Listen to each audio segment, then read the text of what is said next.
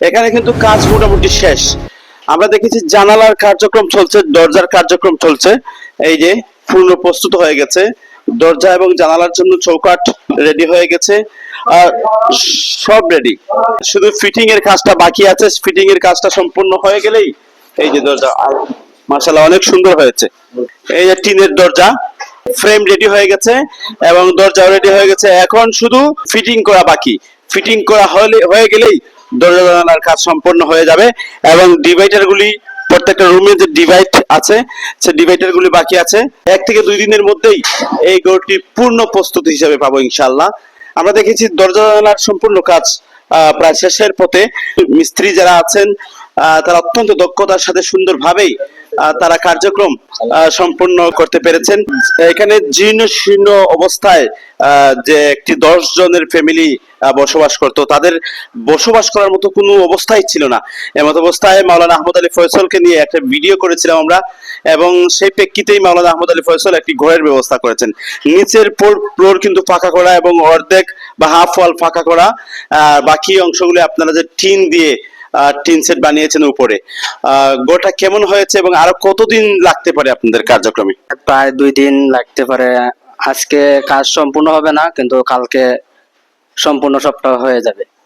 আমরা শুধু রয়েছে বাকি, আজকে আমরা সিট লাগাইবো দরজাতে, তারপরে কালকে আমরা কবজা ফিটিং সবকিছু ওকে করে দিয়ে যাবো। আপনারা তো নিজের হাতে কাজটা করেছেন, বেষ্টনীর কাজ, উপরের টিনের কাজ, কতটুকু টেকসই হবে কাজটা?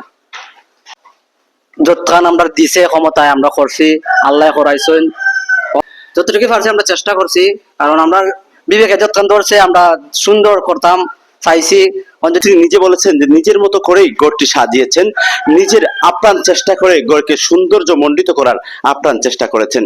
সেই হিসেবে দরজা জানালার কাজটা বাকি আছে। যিনি বলেছেন যে অত্যন্ত মজবুত আকারেই মূলত এই ঘরটি বানানো হয়েছে।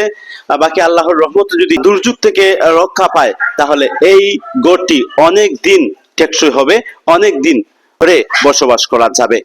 দেখে কাঠের টিকনেস দেখেছি আমরা, প্রত্যেকটি কাঠ অত্যন্ত মজবুত এবং সুন্দরভাবেই ফিটিং হয়েছে।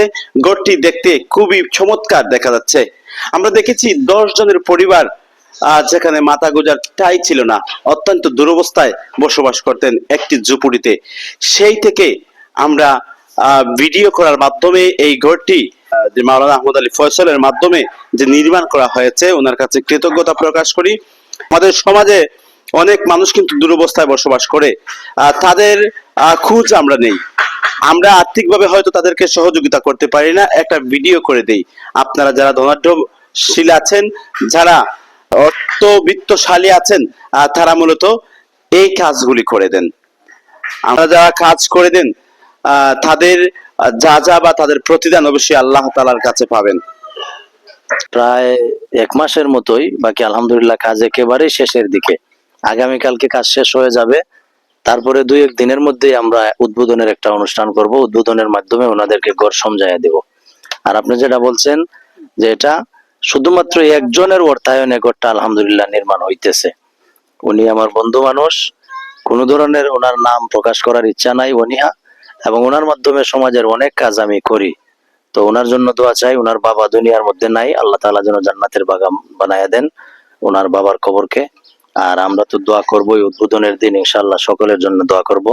আর বিশেষ করে কাউসার মাহদী সাহেবের মাধ্যমে, আপনার মাধ্যমে আমরা আসছিলাম, তো আপনাকে স্পেশাল ধন্যবাদ। এইভাবে আমি আশা করব সমাজের যে সমস্ত অবহেলিত মানুষ আছেন, সুবিধা বঞ্চিত, প্রত্যেক জায়গায় আপনি যাবেন, ভিডিও করবেন, ভাইরাল করবেন, কখন কার নসিবে থাকবে হয়তো এইভাবে সহযোগিতা আসতে পারে। তো সাথে ছিলাম কাউসার মাহদী, SBB 24 সংবাদ বিজয় বাংলা, হবিগঞ্জ।